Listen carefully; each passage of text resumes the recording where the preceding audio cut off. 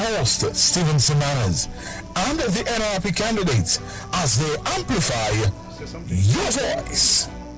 You hear? Mm-hmm.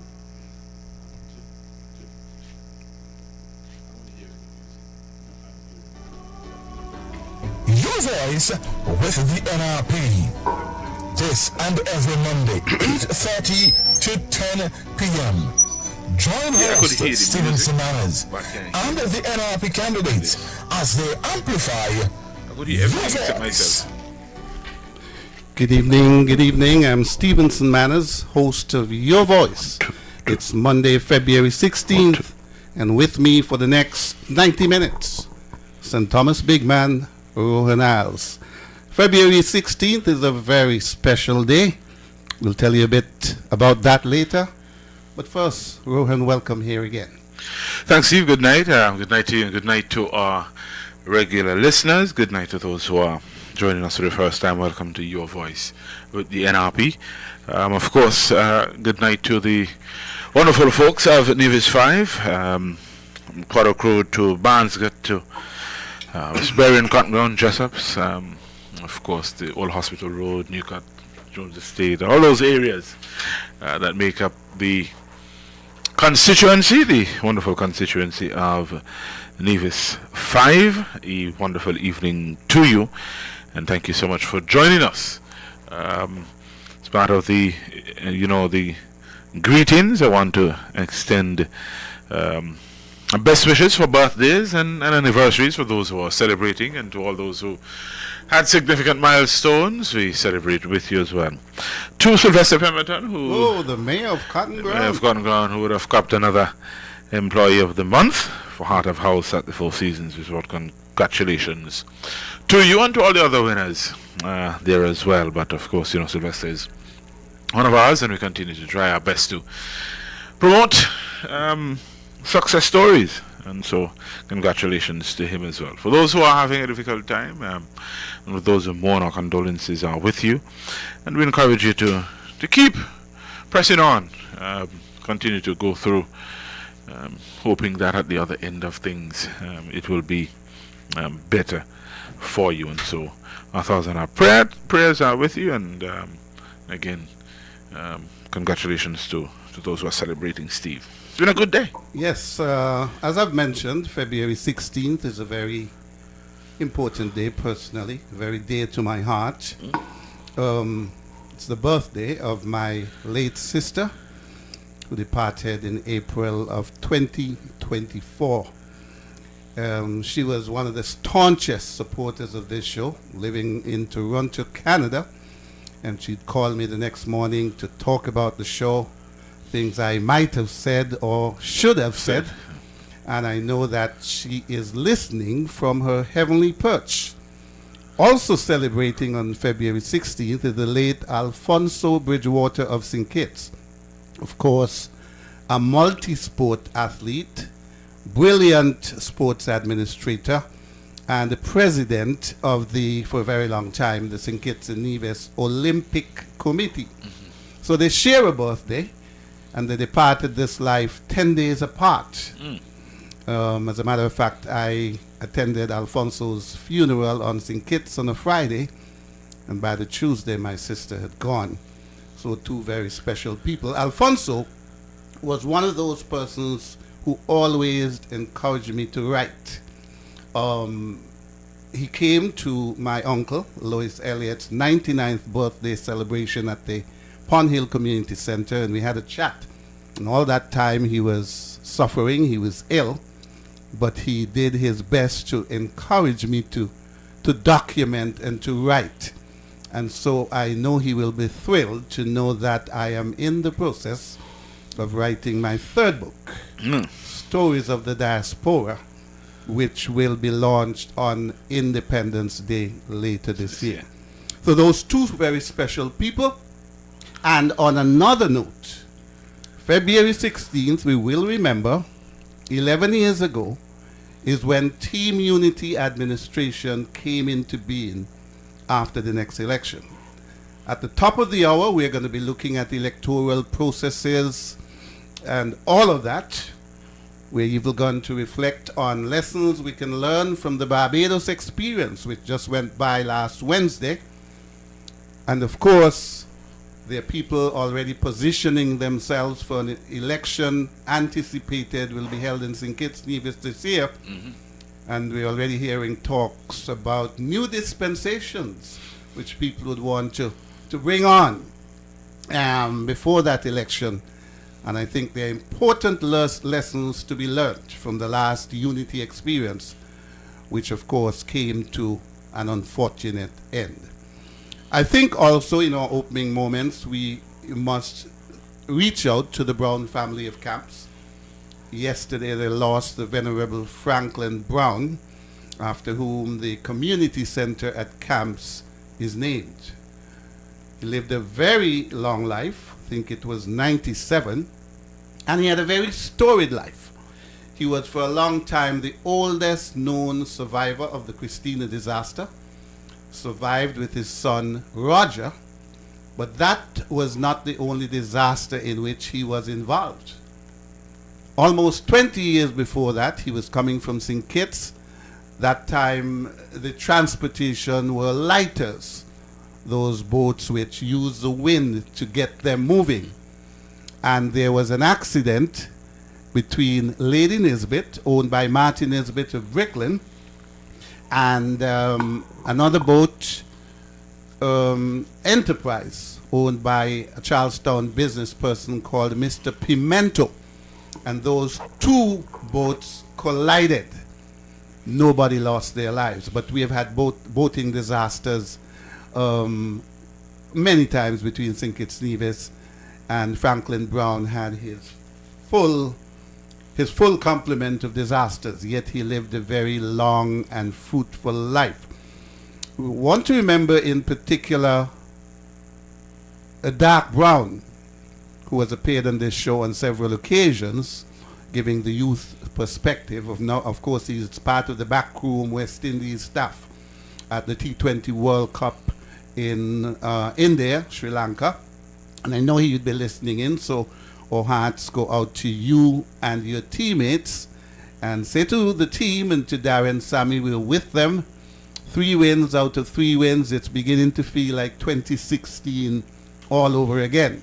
Of course, in 2016, Dark's father, Virgil, was part of the backroom staff. And so to all the children, relatives, Roger Brown up there in Georgia, Ivor Henry, as a matter of fact, Roger is here, and has been for a long time with his dad. But also a special word to Vita Brown Morton. I had the honor of interviewing both him and his wife in April of 2020 as we executed the Christina disaster. And he told me a story, how when he hit the water at 4:10, his watch stopped working immediately. I told him that watch should be in the Museum of Nevis History. Christina hit the water at precisely 4:10. But when he realized the struggle he had on his hands with a 15-year-old son, Roger, his mind flashed to a dream he had had of Vita, who always used to tease him a little bit, even at a very young age, because he encouraged them to be strong, not to give up. And Vita flashed in front of his eyes. And it is because of the inspiration of his very young daughter, Vita Brown Morton, that he made it to shore and lived to tell the tale. As a matter of fact, in 2020, August 2nd, when we did the final event, Waiting to Exhale, where we gave people an opportunity to get the cobweb out and to get rid of all the pent-up emotion which they had carried for 50-something years. He was in the studio sitting in exactly the seat you're sitting, and next to him was Ozzie Tyson, who of course has written the story. So 2020, though young, has in its archives the documentation of the Venerable Franklin Brown and of course his unfortunate incident August 1st, 1970 on the MV Christina. I'm sure you'd like to add your sentiments. He was also big on cricket. Yeah. So no surprise he has a son who was part of the West Indies backroom staff and now a grandson. Right. Of course, I want to I take the opportunity, my little personal I know Virgin and Dark, but my connection to that is a little deeper. One of my favorite teachers, Teacher Donna Brown, taught me at St. Thomas's Primary School, grade 2. And so I want to extend condolences as well to the family. It's not easy, but the life was well lived, and I'm sure there are memories that they're going to hold on to and cherish for the rest of their lives. And so, we continue to encourage them to hold on to whatever it is that is going to make life all that easier going forward. And so, on behalf of my wife and my family, condolences to the Brown family as well. Of course, they had another bereavement. His younger brother, Wilmot Brown, who worked at a pharmacy on St. Kitts for many years. He was buried on Friday. Well, he lived to be 86, and Franklin Brown got 11 more. So I think we can make a joyful noise. Now, of course, we've come through Valentine, and the NRP had a big function last Friday. Tell us about it. Yeah, we spent a few hours in town, just across from the D.R. Alwyn Plaza. A little exercise we dubbed Isle of Nevis. The caretakers joined the party leader and other members of the executive of the News Reformation Party to, give out some tokens of love for Valentine's Day. And I must say, it was well received. People were very appreciative of the gesture. At one point, people thought we were selling, and we had to explain that wasn't the case. You just, pick a ticket, and whatever the ticket registered, that is what you walked away with. And we went as far as to add 2 raffle baskets. And again, once you pulled the ticket, you provided your information, your contact number, and 2 lucky winners went away with baskets compliment of the party. And so shout out to Dr. Bartlett for that particular initiative. And it was wonderful to see party leader out and about with the team and mingling and having conversations with bystanders. And of course, there's always a little side note to talk about when we have those kind of activities, and so we were happy to engage residents from across Nevis. And so an exercise that was worth doing, and it is one that is definitely worth repeating. And so we'll be back next year, same place, same time, hopefully a little bigger. Spread our wings, and more people can participate, and more people can be winners. And so, there were nice prizes. We had some very powerful flashlights. We had some nice key rings, cider. There were ciders and teddy bears. Yeah, so I think we accomplished the goal of demonstrating I Love News, and put some smiles on some people's faces for pre-Valentine and Valentine's Day. Yes, the red and white looked really, really, really good. It was a good activity. And Pat, of course, you mentioned her name.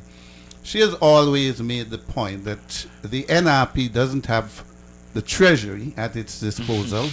It doesn't execute projects where we know that funds go missing. But yet you continually do things with your meager resources to make sure that the people are included in that activity. And though we know that the other party has all the resources available, maybe some from Destiny as well, we don't see them doing things like this, reaching out to the people. Yeah, I mean, for us, once the people are at the center of what we want to do, then it's easy. And that has always been the focus of the party. How do we ensure that whatever we are doing, people remains the focal point? And how do we engage in a manner that brings people to the fore, ensuring that whatever resources we have, they are used to the benefit of our people, all people. And then we weren't specific about who got what. Once you pass the table, you're engaged to, stop on by, pick a ticket, win something for your loved one. And so that is easy for us.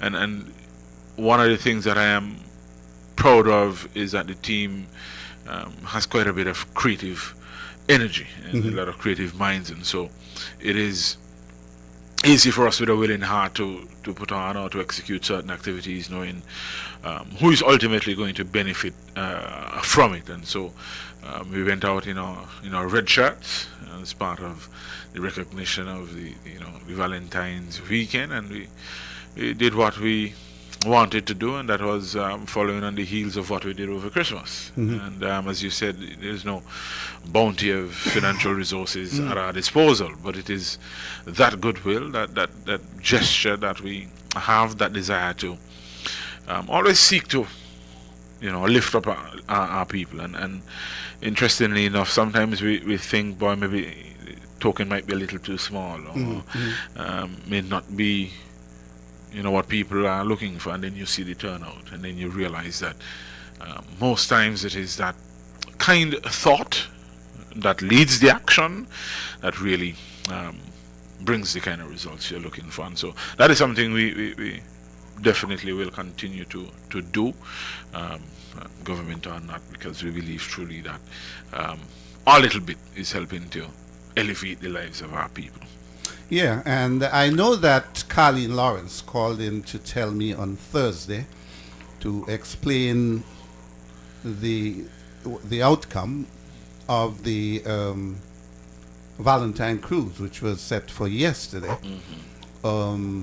Last year, of course, was the inaugural cruise, which didn't happen on Valentine Day because it was inclement weather, very bad seas. Yeah. And this week, last week, mirrored that week in a remarkable way. So the event did not come off. And as I said, I think it was March 16th, which we eventually got on the cruise. But the NRP had intended to put that activity on the back of the giveaways and raffles and so on. So it's varying its activities to make sure that people are engaged. Yeah, absolutely. And that is something we are comfortable with. Seeking to engage our people, not just politically, but in all different aspects, in all different spheres. And it is something, as I said, it is easy for us to do because the intent is honest, it is pure. There's nothing untowards about it. There's no mileage to be gained, simply because we want to be able to uplift our people. And when the idea came forward, everybody jumped on board. And a demonstration, the title was fitting and suited for what we wanted to do. I love Nevis, and all of that fits into that particular message. Loving and caring for our constituents and for the residents of Nevis. And as I said, it is what we have done. It is what we'll continue to do, because it brings to the fore that simple message of loving your neighbor. And we see only people in terms of those activities. Of course, the politics will have its time and its place. Those activities are generated for a purpose a lot more wholesome than the politics. And so, yeah, we did that. We were hoping to, as you said, have the Valentine's cruise to, complement that giveaway. But, 2 years in a row, the seas are not favorable. But hopefully constituency of Nevis can execute that at a different time, maybe under a different heading as well. Yeah. Well, Rohan, there's no question. We're in an election season. Your colleague J.D. Keynes, when she was last here, launched her theme song or campaign song done by Highlight. It seems as if throughout the Caribbean there have been a series of elections starting last year. Jamaica, Trinidad, St. Lucia. Did I miss any? And of course, just last week, Wednesday, February 11th. I don't know if Mayor Motley chose a date in particular, because it is on that same date, February 11th, 36 years ago, that Nelson Mandela walked out of prison after 27 years. So maybe she was signaling something to the Barbadian people that we want to further free you, give you more opportunity to thrive, etc., etc. So we're going to look at that election, but we're going to look at it in the context of what we know is likely to happen here in 2026. I have said previously that I think the election will be around independence and definitely no later than December.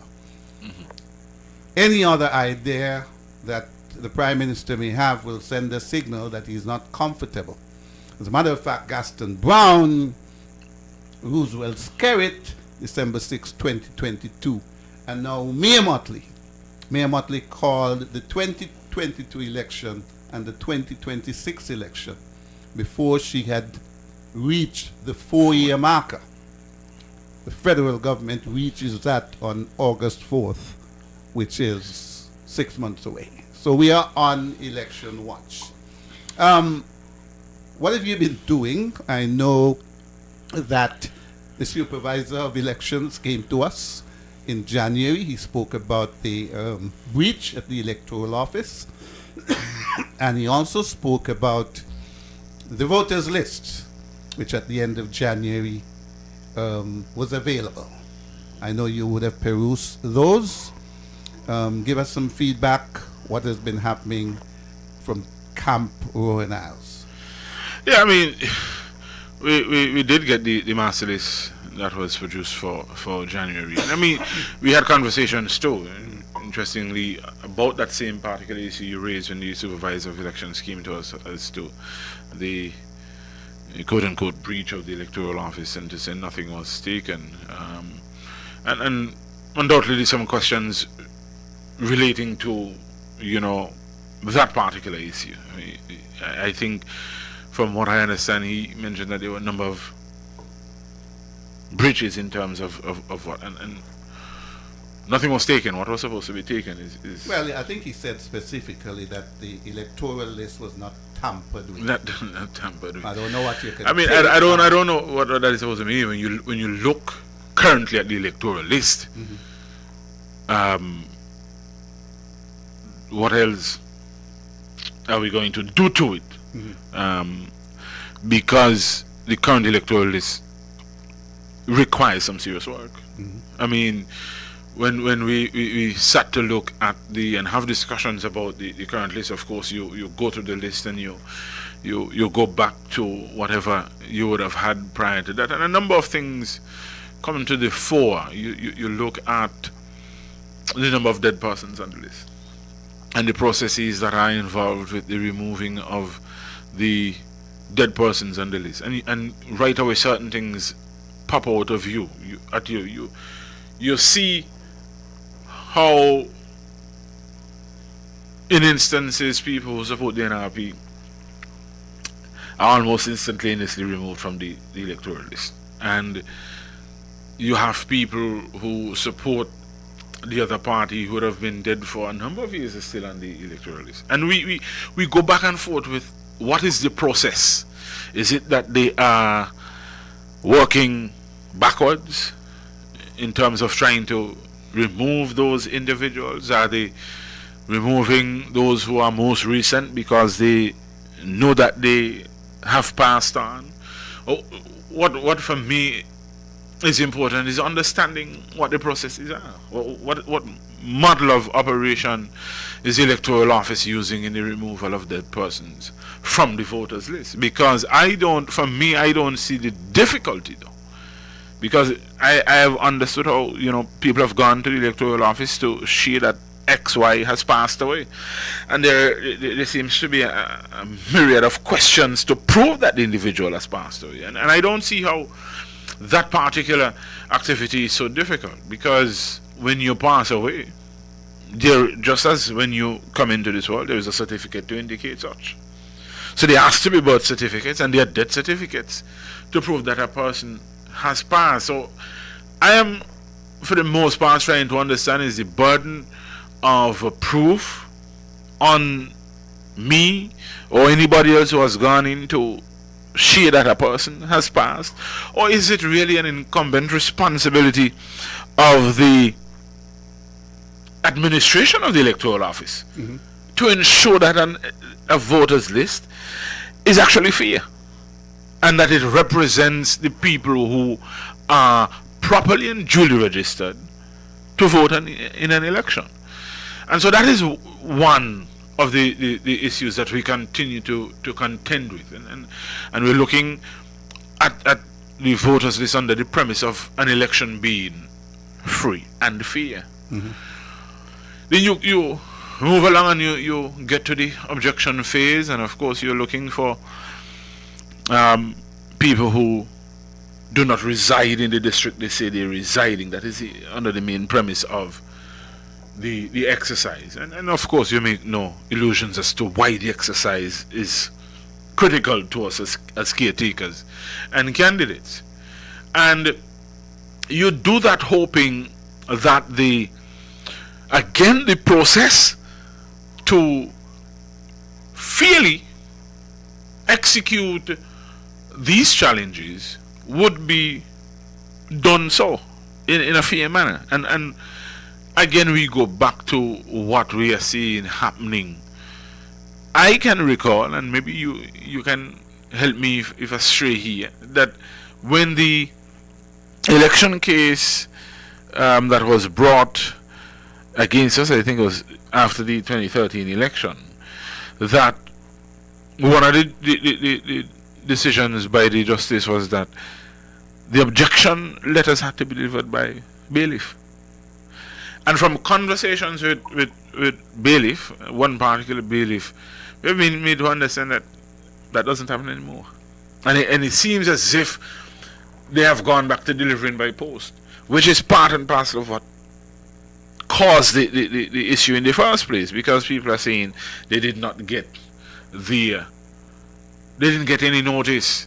And then of most recent time you're hearing that people are being told that they have been objected to, and then you get to a point where it seems as if the system or the processes are being circumnavigated by those who really should seek to enforce and ensure that the processes are free and fair from any interference.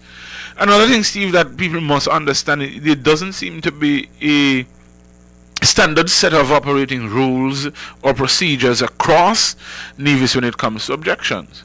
Because yes, we have returning officers who go the length and breadth to ensure that the process is properly upheld and that investigations are done.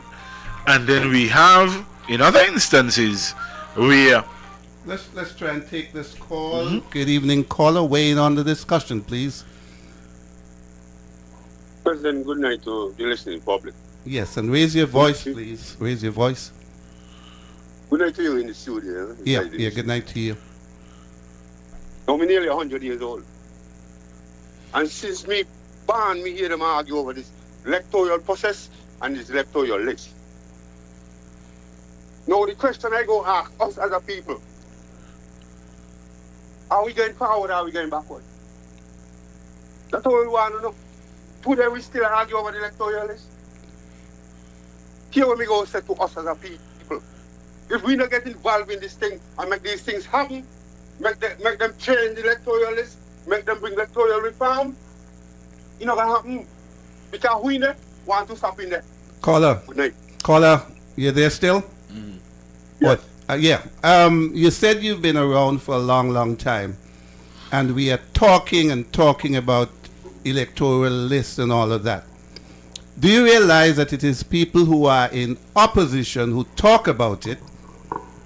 For instance, the federal government on St. Kitts, when they were in opposition, they had demonstrations and all sorts of activities. But now that they are entrenched, well, let me not use the word entrenched. 3.5 years in, you can be entrenched. They're in office, they're not talking about it. It seems as if it's working to their benefit. Do you ever hear the Premier of Nevis talking about electoral reform?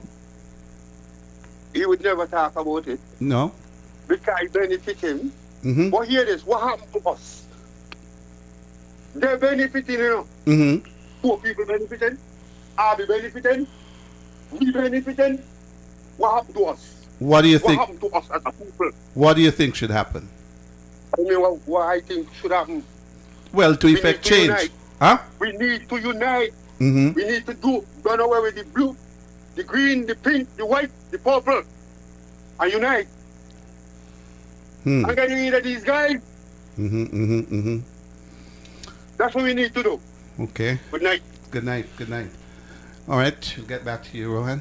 Yeah, I mean, I was, and I'll come to the call in a second, but I was talking about how right off the bat, when you look at it, the system isn't fair.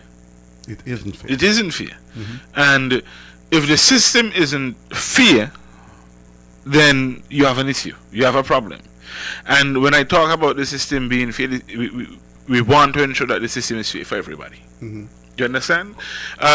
You made the point I was going to make a little later in terms of what happened in opposition when the current government was there, and their intent and all the good things that were said about trying to fix and to change the issues that they were facing in opposition on St. Kitts, and how quickly things seem to have shifted in terms of that particular modus operandi and that particular route to change.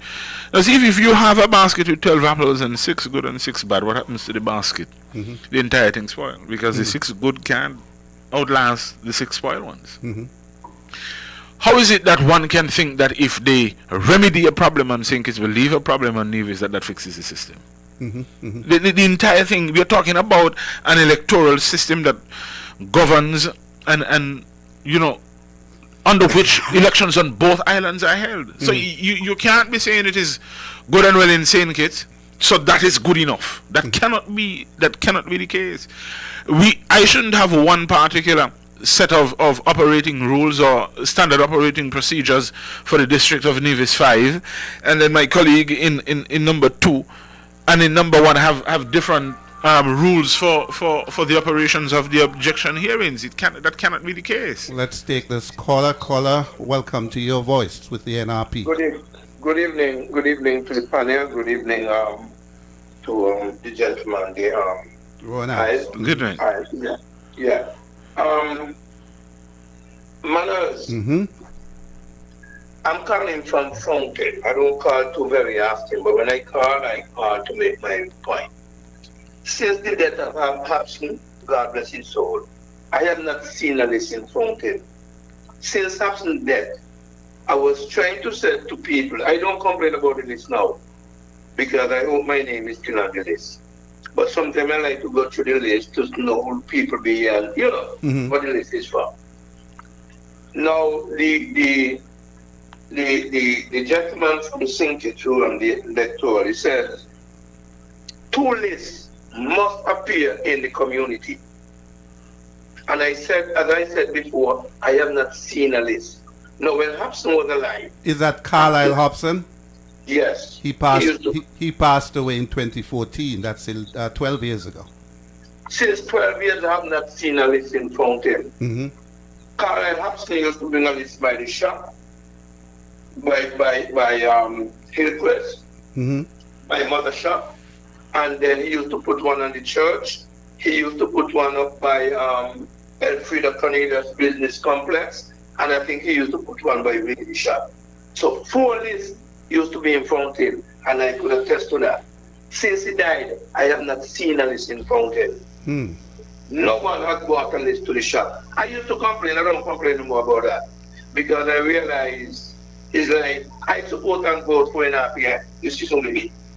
But when it comes to Nevis, I like to justify things. And I'm not seeing that in Nevis. It's a shame. But if I want to see my name on the list, I go to the electoral office in town. Because that's the only place I know most of my name. And they would, Jacinta would tell you when Kiara won't come by. Because we don't check my list. People are asking me about this. In order for me to see a list, I would have to ask the party leader if you have a list. I would have to call and say, my name's still on the list, but I can't call for everybody. So I'm just saying that tonight. The gentleman said 2 lists, at least 2 lists must appear in a community.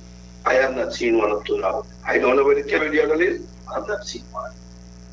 I just called to say that. I got other issues to talk about, but I just want to make that on the list.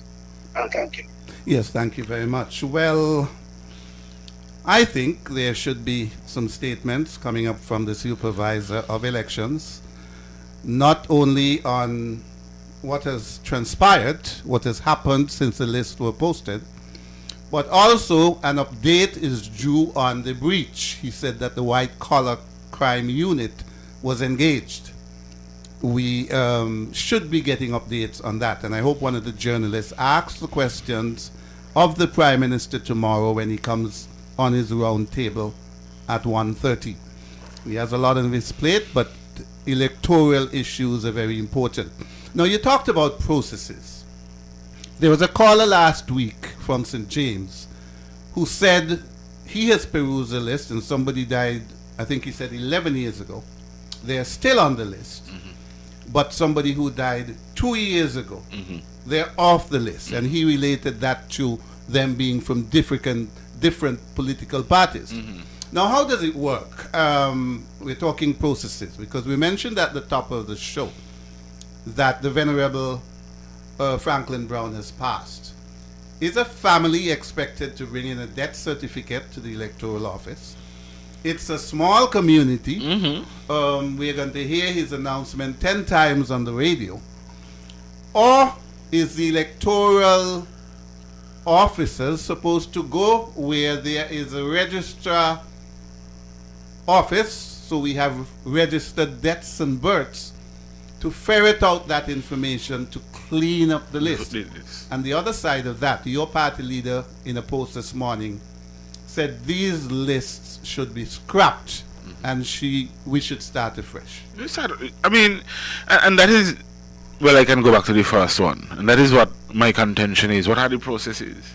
Is it incumbent on the caretaker or the political parties to go and say XY has died? Or is it really that the electoral office and its administration, in a proactive manner, to execute the fairness of the list? Because, as you say, it's a small place, and you hear X has passed and Y has passed, and it goes back for me as to how we operate within the space. John Brown dies, Mr. Manners, and this is how I see it. John Brown dies. There's an issuance of a death certificate. Understanding that John Brown may have been a registered voter, the best possible way to ensure that that individual is no longer on the registered list, send a copy of the death certificate to the electoral office. Or hand it delivered. That there is no saying we did not get it, it's not here. You deliver it. That, from me, that is part of ensuring that those things that are troublesome to, because it is an issue for oppositions, and governments may not bother with it because, as the caller said, they may be in their favor, but they're going to be in opposition at some point in time. So it should not just be an opposition issue. It should really be an issue where people are serious about free and fair elections and voters lists that are clean, and where persons who are no longer with us should not be seen on the list of registered voters. And I'm sure, Steve, you would have heard of the different stories of people showing up to vote on the names of people who are no longer with us, having IDs and those kind of that is crazy. And this is not just me saying it because I'm a caretaker, but fundamentally the power rests with the people, the people that are still here, and that is something I've been speaking about since I got into politics, and hoping that people would understand that the power to elect, re-elect and reject rests with you. And that power should not be taken from you by any government or anybody seeking to be in government. I mean, I think we would have and hope we would have gotten to the point where we understand what it took for us as a people to be able to vote. And the experiences that we are hoping to get for ourselves and our families are dependent on that vote. And we should be willing to fight tooth and nail to ensure that the vote accurately represents and reflects the will of the people. What about those, though, the politicians, who are elected on the basis that they will safeguard the will of the people? The present Prime Minister, as I said, there are demonstrations on St. Kitts. As I recall, the August 5th election was held on a Friday for the first time in our history. He didn't know that he had won the seat until way into the Saturday afternoon. So he's been burnt by the process. But now he's in office, he has gone mute. The Attorney General came in with a bluster, their fake marriages. Drew said, we got them piling up in my office. Of course, he was attempting to show shade on the former Prime Minister. But the Attorney General has gone cold. He has lost his bluster. And that has apparently gone by the wayside. Isn't there an onus on the people we elect to ensure that the process works? And that is absolutely true, Steve. But it seems as though, listen, integrity is a funny thing, you know. And you can't buy that. And some people, right, and some people feel that they could speak from now until kingdom come about it, and that it magically seems to appear with them. But you can't on one side say that something is wrong, but as soon as you get one iota of whiff that it is beneficial to you, that there's nothing wrong with it. It is wrong, point blank. The system is wrong. And if you're honest about representing people, and this is the problem I have when I speak to people and they say I'm a politician. When you look at the things politicians are doing just to remain in office, it makes honest people who are really trying to provide services to people to advance their lives, it makes us look bad. Because I saw the Prime Minister in a number of one-man protests. And I said, boy, you know, this really must be something serious to the gentleman. And for that to come full circle as if, well, there was nothing wrong with the system and it is all good and well now, it really is not a good look. And we have, and I've realized there's this, as you pointed out, there's this habit to want to throw shade or to, you know, diminish or to make. Let's take this caller. Caller, welcome. Yes, Steve, Rohan. Hi. We know that these people ain't going to know nothing about the system. Once they get inside there and they realize what's going on in there, whatever look. We keep changing the vehicles, and we not change the ingredients. We get the same package. Good night. That's an interesting take. Yeah, I mean, our people, really. I mean, and if we have a register of voters that is honest, it bodes well for our country. Because it represents the actual will of the people. And you get people, you get a government to understand, boy, we really got to work. We really got to go in there and do what is right for and by the people, because the register of voters is showing us what the will of the people really is. And if we're not doing things that we ought to do and that we should do, we suffer the consequences. That should be the impetus. That should be the reason for wanting a clean register. You know, before the last election, one chap said that this high, quote unquote, they say high-ranking CCM operative said, boy, I ever think how you're going to win an election again after the damage we done to the electoralists? Let's take this caller. Good evening, caller. Welcome to Your Voice with Rohan Isles. Good evening, Stephen. Good evening. Lift your voice. Lift your voice, please. We want to hear you. Yeah, good evening, guys. Okay, my thing is, I don't think the present government is going to do anything about ensuring, like, fair elections or anything like that. It's not to the advantage. it's not going to be to the advantage at all. And the best thing that they can do is to corrupt the system. The thing what You said the best thing they can do is to corrupt the system. To whose benefit? Yeah, to their theirs. benefit. To their benefit. Okay. So, I mean, what I'm going to ask Rohan is, what does his party have, what are they going to do about it? I remember the 16 and 16 and all them kind of things. People counting in 16. More people were registered in a polling station than, that polling station was allotted. That's what people found. Then, after the election, people are going to try to go to court, and the cost is astronomical. Yeah. People can't afford that kind of thing. So what is going to be done before an election to try to prevent all these shenanigans going on and this foolishness that happens where the people do not speak? When there is corruption in the voting system, we do not really have a democracy. We have, it's not really, it's not a democracy. And that's what people, around the world. Saddam used to have election, but everybody voted for him.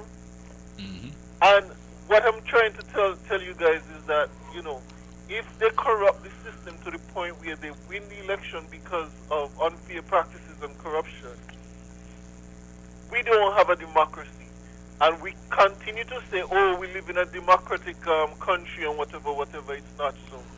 But the parties who are going to contest the election need to do something. They need to come forward. They need to find practical solutions to mitigating. I guess they can't prevent it entirely, but mitigating some of these cheating and stuff like that to make it, more fair than it is. Okay? Thank you. I'm going to give you an opportunity to respond in a while, Rohan. But as I said at the start, we're looking at our election upcoming and looking at other things that are happening around the region. Most recent election last Wednesday, Mayor Motley, BLP, for the second time did a clean sweep, all 30 seats. But only 83,635 voters of 271,205 eligible voters turned out. They didn't even look the other way. 30.8%. When she first won, there was a 60.3% turnout. In 2022, it went down to 41.7%. And last Wednesday, 30.8%. So I'm not being carried away with the Barbados elections. I love Mayor Motley, as everybody knows. I've written that she is more proactive than any of the other leaders or all of them combined.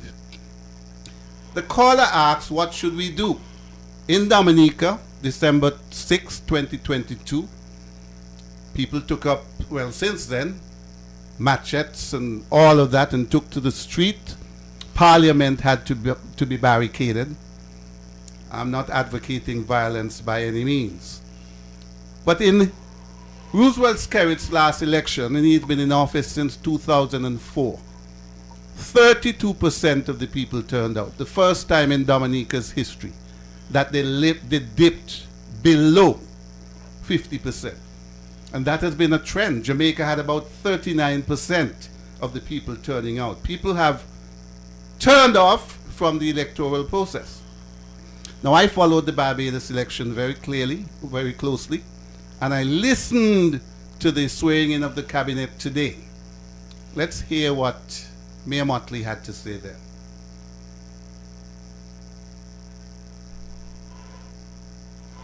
I think I have to turn my volume up. I think so. Continue. Let me get this sorted for a while. Rowan. Yeah, I mean, just to chime in on what the last caller said about what are we going to do, and I'm happy that he said to mitigate and not prevent, because we have zero control over the actualities of the electoral office. Two things for us is that we are going to have to be extremely vigilant in how we operate going forward, both pre and during the election. Then there has to be the public education of what is happening as opposed to what should happen when it comes to the electoral office. And the intent here really is to bring pressure to be where it ought to be. And that is on the administration of the electoral office to ensure that people understand that we know what is happening. We are not satisfied with those things that are happening that are irregular and contrary to what should happen in the electoral office. And that if it means that we have to speak, as they would say, speak long and speak hard, that is what is going to happen, so that we can have an educated population as to what is really happening with the electoral processes, what is happening with the electoral office, and what should really happen. The election process simply comes down to one vote, one man, and one vote, one man means that your entitlement as an individual, not that you are trying to get yours plus somebody else's. We go back to the reference of having an allotment of more than what should be at particular polling districts, and more ballot paper than voters, and then we try to explain those away with all kind of nonchalant responses. Those things should never happen. They should never ever happen. And I think the onus is upon us as politicians and as caretakers and the public at large to have that vested interest that their sacred right to vote is actually that, and that it is being protected and it is being shielded from all shenanigans. And the only way we can do that is through public education, and that is something we are going to have to continue to do. We are going to have to raise alarms when the alarms need to be raised, and to share why we are raising alarms, and not that we are just doing it in vacuum, but sharing real life situations. I mean, I heard my colleague share a situation where a particular individual who no longer works at the electoral office is frequenting the office and seen in positions that he should not be in. I mean, come on. And then people try to dismiss it as nothing, and that cannot be the case. It cannot be the case. It should not be the case, and our people really should want to rise up against things of this nature. One of the things I've always had issues with, we have observers, and I know my party leader may be calling for that, because I don't think we had any in the last election. We had no observers. And I think that she may be calling for that. And you get a report that says the elections were free and fair. And one of the things I come to always is that is an on-day representation. But what about all those things leading up to that? Well, the CARICOM observers, headed by an Antiguan supervisor of elections in Antigua, had somebody from Belize and somebody from Jamaica, and they made it clear before the election that the most we can do is observe. And they have already declared that the election was free and fair. And by the way, it's the first time in Barbados' history that they had observers. But you cannot expect an Antiguan, a Jamaican, and somebody from Belize to come in to fix your system. The system should be fixed before, so that they have already declared it's free and fair. And most times our judicial system, once they hear free and fair, they don't even want to entertain your case, as happened with Dr. Bartlett and J.D. Keynes. But let's listen to Mayor Motley. And I'd like to address one issue, my friends, before I go. The issue of the potential disenfranchisement of any of our citizens. If one person is disenfranchised, that is one person too many. On the Electoral and Boundaries Commission and Register, every eligible Bajan must be able to vote. And we've been caught between a vortex between what the law says and what the practice over the last 30 years developed in this country. We will resolve it. Where mistakes were made, they will be corrected. Where systems must be improved for an archaic electoral system, they will be improved transparently, without conspiracy, and without tearing down the integrity of our democracy. Once we receive formally the two reports from the 2 observer missions which we invited here, the 2 independent observer missions, we will appoint an advisory committee on electoral reform. We expect also to receive an independent report from the Electoral and Boundaries Commission as to what were their challenges in the conduct of the election. We are clear that the CARICOM report has already said that there were free and fair elections in Barbados, and clearly the will of the people has been represented. But they have equally said there are some things that we need to fix, and fix them we shall. So I make this simple pledge today, my friends, on behalf of this new cabinet. Even with all that we have achieved in this 7.5 years, we must and we will do better. Mayor Motley, talking 5 days after the election and giving a commitment on the day her cabinet was sworn in, that we're going to fix what needs to be fixed. Mm-hmm. Dr. Jew has been in office for 3 years and going on how many months? So in February, 4 years in August. So 3 years and 6 months. We haven't heard that sort of political speak from him. It makes you wonder, who's guarding the guard? Who's looking out for the best interests of the people? Well, I'll say this. The proof is in the eating. That's in the pudding. So, we look to see where Barbados goes from here in terms of those commitments from Lady Mayor Motley. And as you would have said, one of the things I like when I heard that was, for me, I thought it was an honest reflection of what the situation currently is, and it is something to hold her to, because she made those public pronouncements as to trying to fix what needs to be fixed. But I think we went through some of the reasons why we don't hear those pronouncements in different places, because you get a sense that things may not look too well for you, and so you hold on to what is in hopes of returning to power. And for me, I think it is unfortunate that it is a lot of the desire to be in office as opposed to the desire to execute good governance, which ensures that the benefits you down to the people. And so that is what I am seeing, and you could go back years and you could bring up the tapes of people talking about electoral reform. We have heard a lot about electoral reform. We heard about boundaries and those things, and nothing comes. Absolutely nothing comes. Or when it comes, well, that came late and there's a challenge. The issues relating to the electoral reforms are not eminent on the minds of certain individuals because people are seen as pawns to return to power.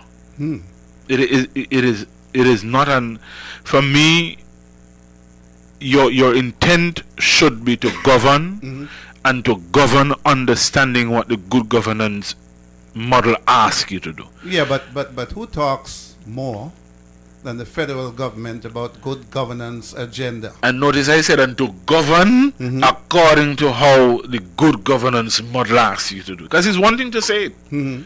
And we've heard it. We've heard it locally and we've heard it federally. But is there an honest representation of that model being followed? Can we say after 4 years, 5 years, that 65% of the people across the landscape has achieved half of what they wanted to achieve? Or is it a case where they get 40% and then we promise the next 60% in the next election or the next dispensation? That is what has been happening, and people continue to suffer and say, in the next 5 years we are going to do X, Y, Z.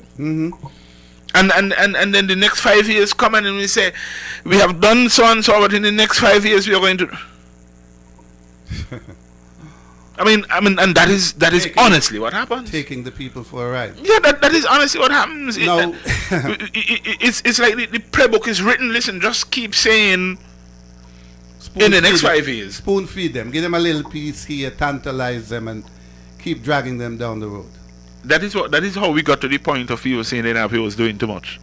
Because it was unfamiliar territory. Oh, yeah? We weren't accustomed to a government actually executing on a good governance agenda that gave people the impetus to want more for themselves, gave people a platform to achieve more for themselves.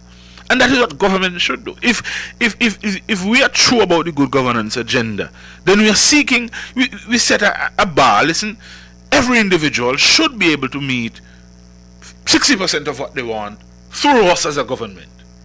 And we set the platform that 60% gives them the springboard to achieve the next 40%. I think you were listening to me, Motley, today. Let's see. I don't think you did. Were you able to listen? Not all of it. Okay. Well, you're mirroring a lot of what she said. I found her address very sobering. Let's take in this other clip from Madam Mayor Motley.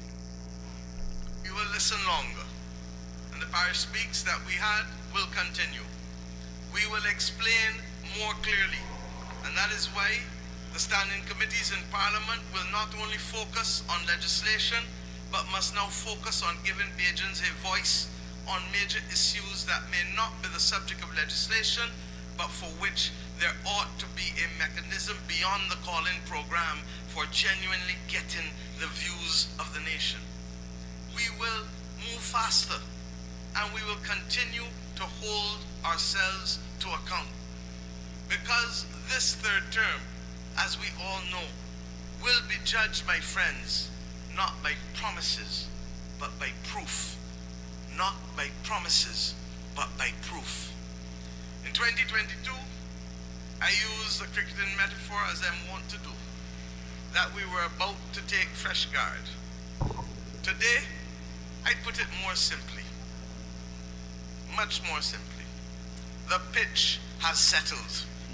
We are seeing the ball clearly. Now it is time to score the runs, and we will score them, I assure you.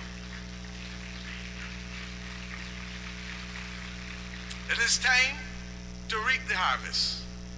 A harvest where working people will live with dignity, where young people can see a future in the land of their birth, where we can have them invest in businesses that will grow, and where the vulnerable among us feel protected, and ultimately where Barbados feels like a country that continues to work harder and better for each and every one of its citizens. To every minister that has taken the oath today, to every member of Parliament that will take the oath shortly, to all who will chair committees in Parliament, you are here not to become important. You are here because the people of this nation are important. You are here not to be served. You are here to serve the people of this nation.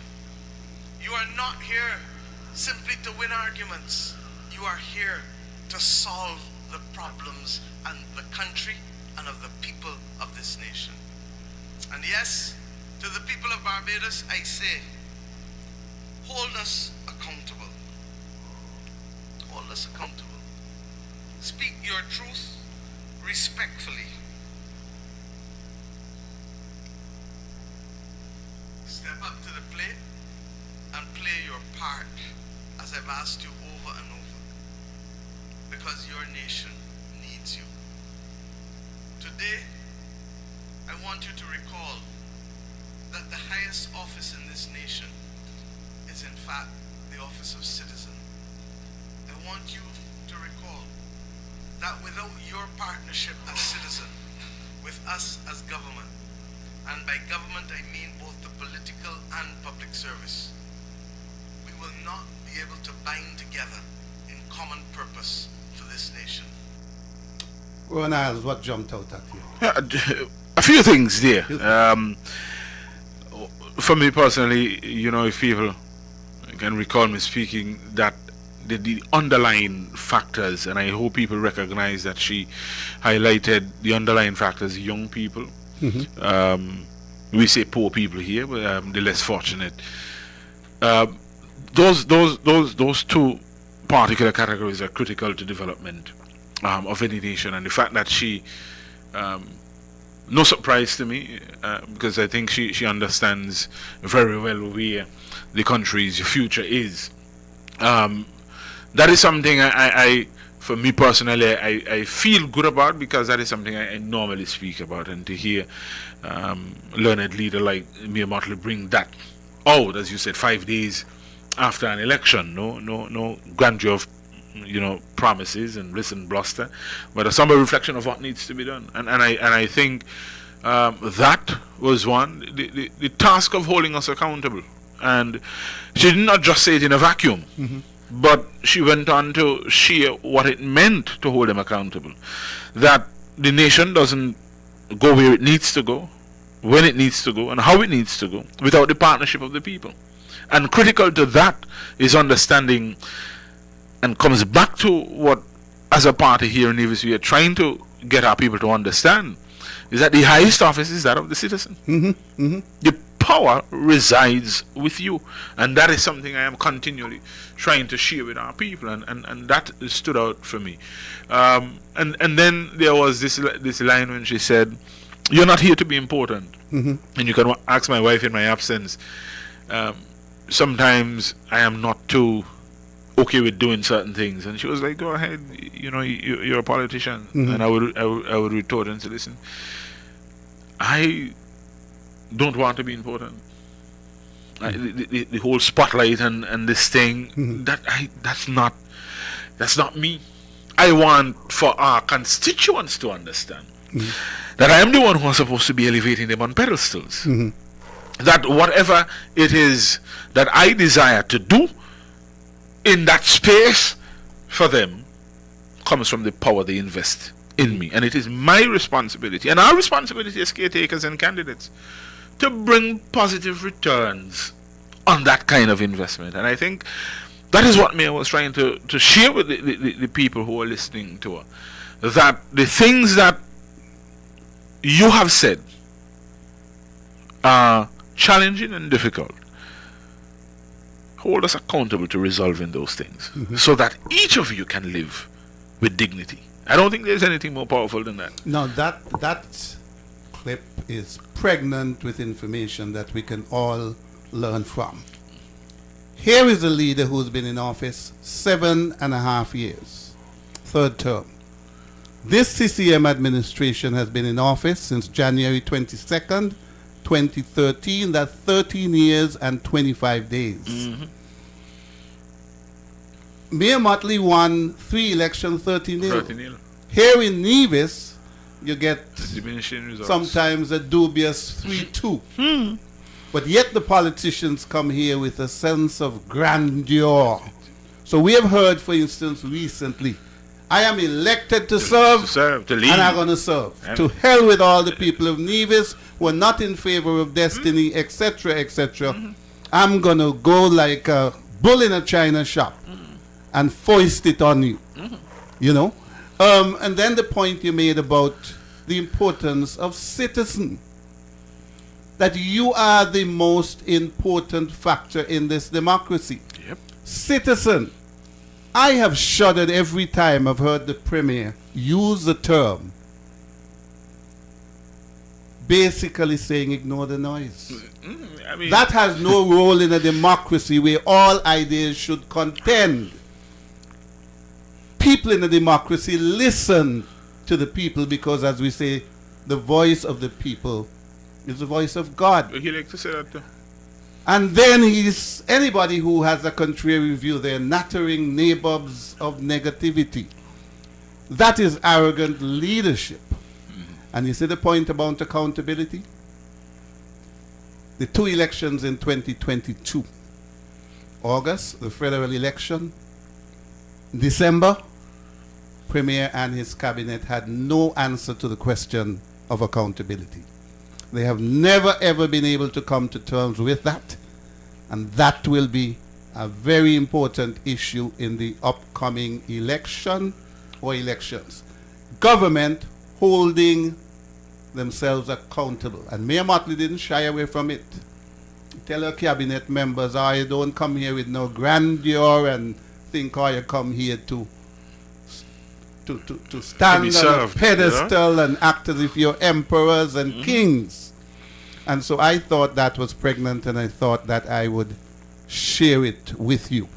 I think those are important lessons to learn. Yeah, I mean, and I am glad you did, because, I get a chance to reflect on my own thoughts. Yeah. And as I said, to see that a leader like Mayor Motley has those kind of thoughts, and I have had similar thoughts as well, and I've expressed some of those. But when you speak about accountability, when a leader is going to say ignore the noise, you know that there's zero accountability. Yeah, that's because nonsense. and a slim majority, or you look at the popular vote and you see dwindling popularity among his rank and file, and you're telling, in a sense, you're telling your base, listen, ignore what is happening over there. But that's not governance, that's politics. And as I said, politics has its time and place, and it really should be a call for his government to listen. And me, I said it respectfully, to share your views and opinions respectfully. I mean, one of the things I've always said, some people share certain perspectives and positions and opinions about ministers and the Premier, and I would often say, listen, that's not a road I'm going to walk with you. The Premier of Nevis is bigger than the person that holds that is. The office is greater than that, and sometimes we have got to temper, our personal thoughts with respect for the office. And I say that to say that same respect that is due unto him must be returned to the people.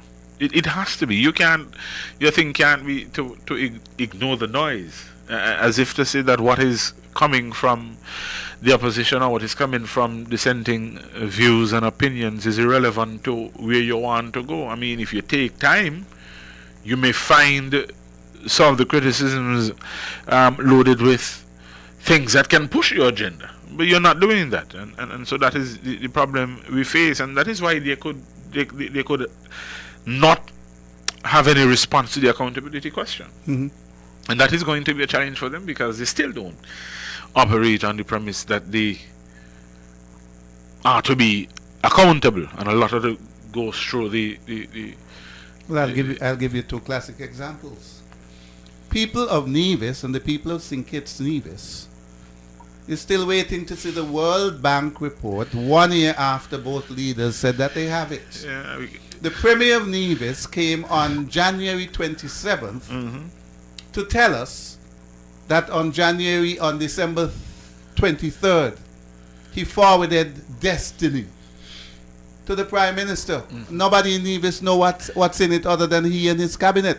A gentleman held my hand outside of the Bank of Nevis last week, and he said, how are we going, an elderly gentleman, how are we going to be able to see the document? So this kind of governance is not what we're looking for. You're hiding things from the people. You're shafting the people. Yeah, that's not what democracy should be. It's a lot of emotional attachments you get from this government. There's a constant attempt at play to draw people emotionally in to the argument, knowing that it kind of blinds the view. Because if you're not focused on what you ought to be focused on, you get emotionally attached, and the emotions begin to respond. I mean, you spoke about the World Bank. Remember all the press conferences leading up to that particular release, and how it was pressing and it was important, and that was the foundation for this and for that.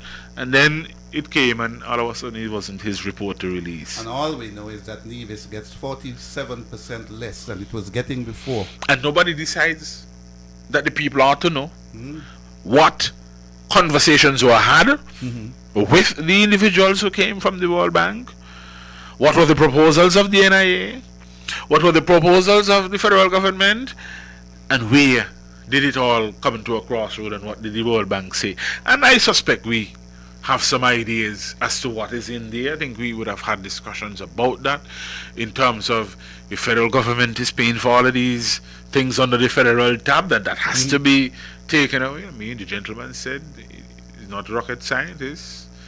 A sixth former could come up with a formula, but that's the accountability issue. And so you and we can go back, look at the quantity surveyors for the Alexandra Hospital. We haven't heard a word. You see, one man got a job and listen, went with the money and no quantity surveyor, and that is okay. And so the people's money, according to him, has gone, and zero accountability, because it's not the responsibility of the government, it is the quantity surveyor whose fault is it. New quantity surveyor, he has all the numbers, people still don't know what is in. And I think that is something JD always speak about, is that communication either don't come or it comes way behind. And we struggle with that, and that is part of the accountability process. And you know, you said it was so last year, I suspect, and you said it, I suspect it's going to be for a while with this government. One of the things Mayor Motley said today is that the low voter turnout, 30.8%, can be put at the feet of the opposition forces. 30 seats in Barbados, they had 93 candidates. Two of the other parties, Friends of Democracy, and I think the other one was NMP, were mostly comprised of people who had defected from Errol Barrow's party, the DLP. So the opposition forces were diluted. Sprinted, yeah. Peter Wickham, in an analysis which I read over the weekend, agrees that even though the opposition put up a better front than they did in the previous election, it was still not good enough. One person said that the leader, Ralph Thorne, had spent the last two elections, because he was a member of Mayor Motley's party, hitting the opposition, and now he has come as leader to tell the opposition to hit how good we are, to say how good the opposition are. He has since resigned. What are the lessons for Nevis here? Well, I think we go back to the crossing of the floor issue with that, and I don't know how many you can help me with the history. I don't think we have had that as an instance here. But when it comes to opposition, it is critical for oppositions to not just hit out at government, but to share what it is that they desire to do. What are their plans and policies, and how are they,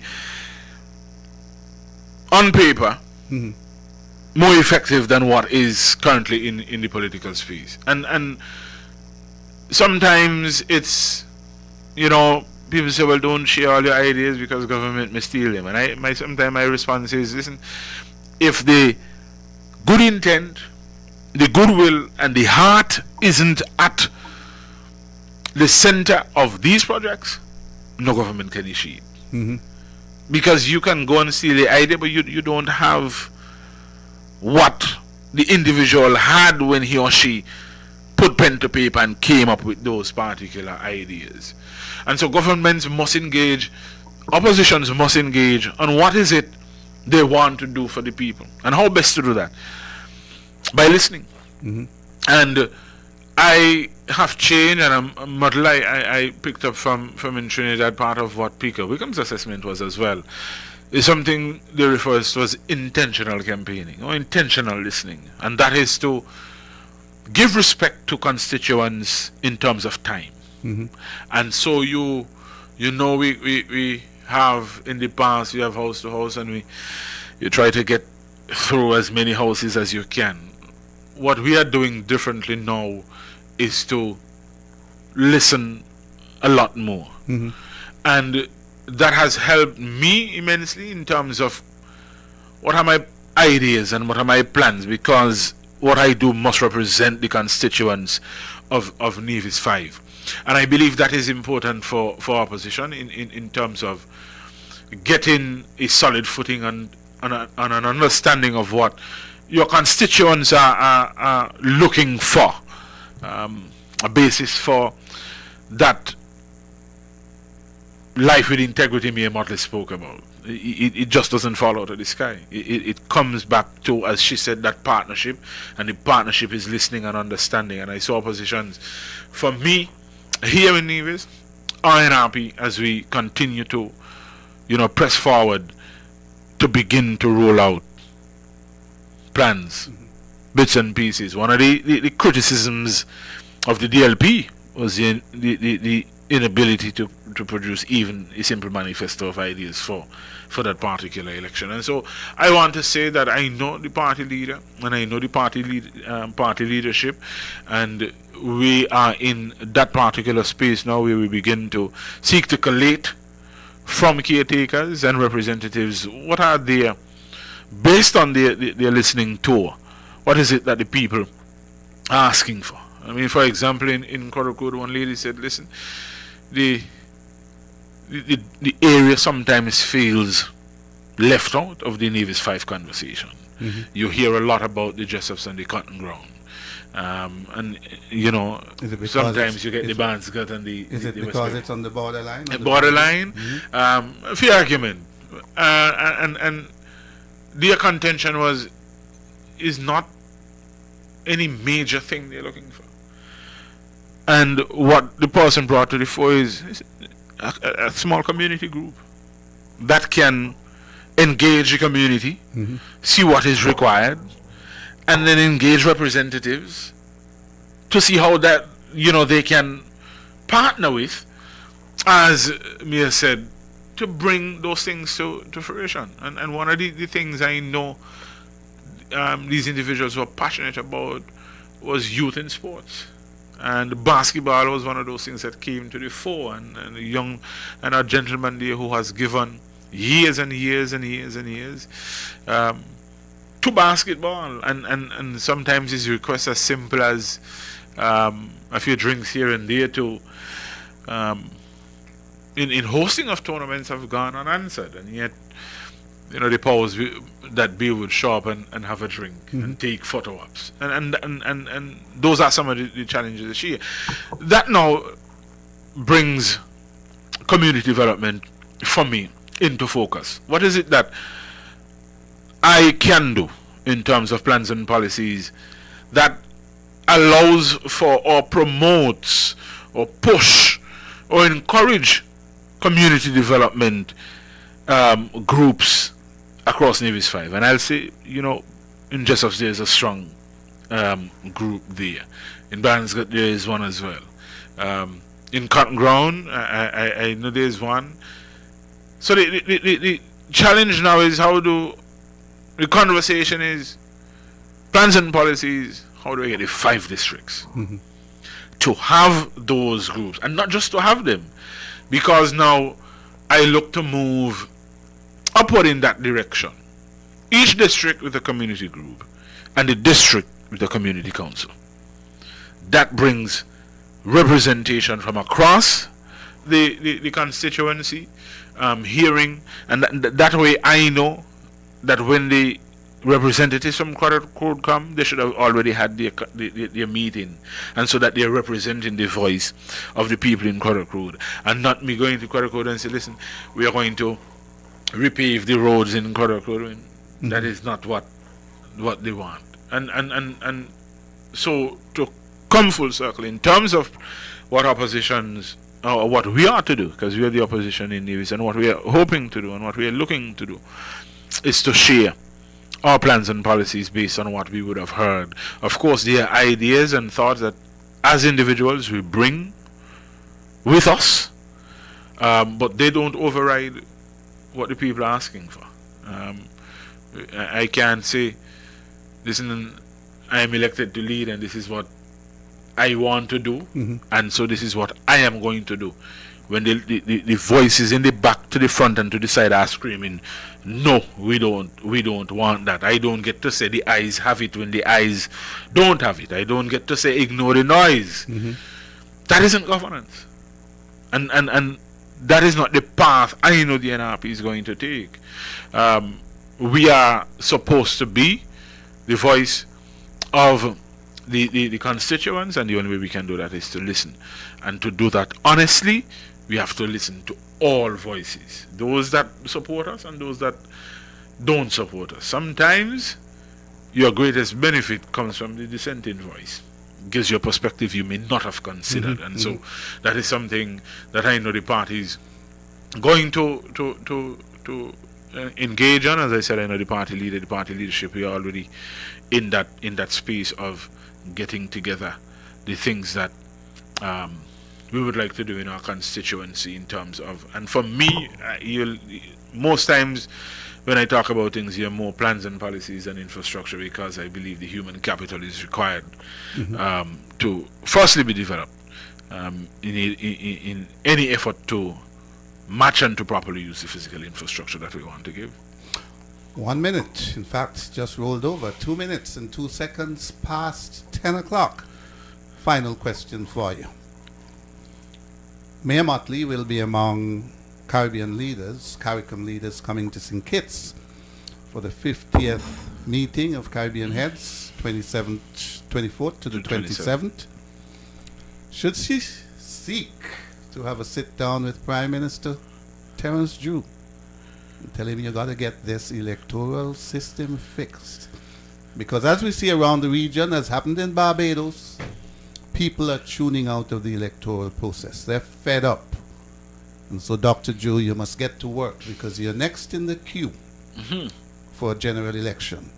Don't be found wanting.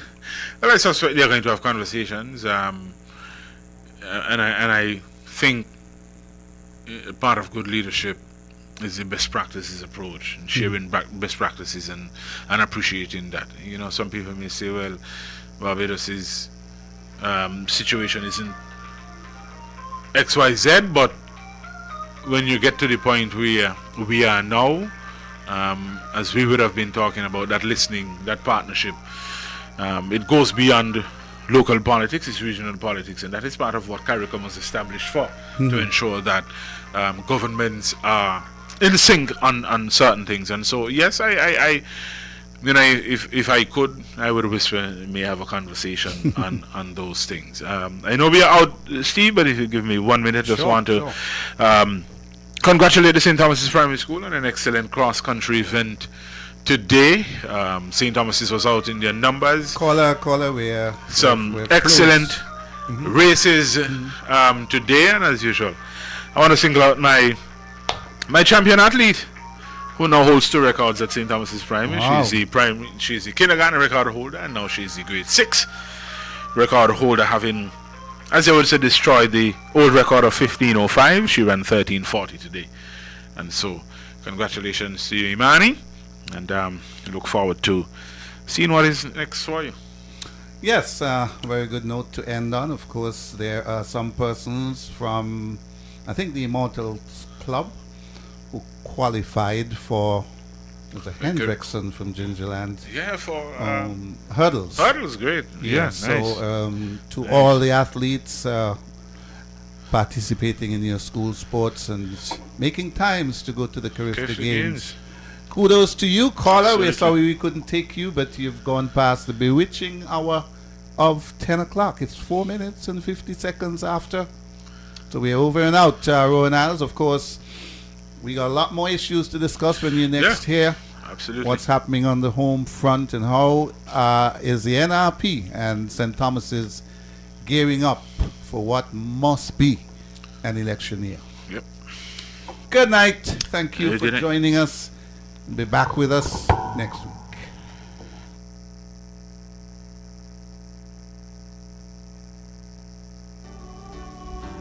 Your voice with the NRP.